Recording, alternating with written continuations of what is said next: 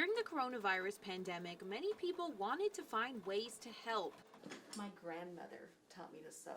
Many took up sewing, making face masks for healthcare workers, cafeteria staff, and school teachers. But for those who rely on lip reading, the traditional mask just doesn't cut it. So a group of volunteers decided to help. These masks just give them that access to be able to see your mouth. Patricia Garcia is a program coordinator for the deaf and hard of hearing at NEISD. She says around 1,500 window masks are needed. A lot of our students that are deaf and hard of hearing rely on the lip reading component as well as facial expression. So a lot of people just think of lip reading, but it's also the facial expression. Are you smiling? Are you sad? Are you happy? Are you angry with me? Because, your face says a lot. The masks are made with fabric, elastic, and vinyl, and educator Jan Greer DeHaven has already made more than 50 of them. The expense of buying a mask like this is very high. They run sometimes $6 to $7 a piece, and we know that we can make them for much less than that.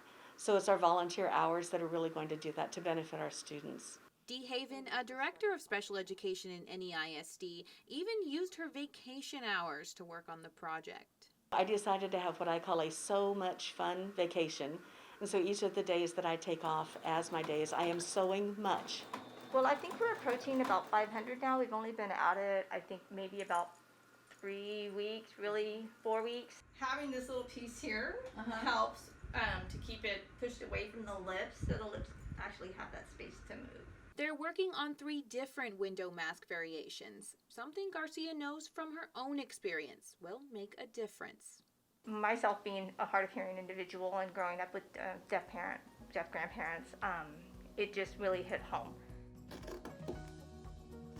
Volunteers have stepped in to help, but more are needed. We have volunteers that are retired employees of Northeast, current employees of Northeast, parents of some of our deaf and hard of hearing students, people from our church, people from other churches, friends, family.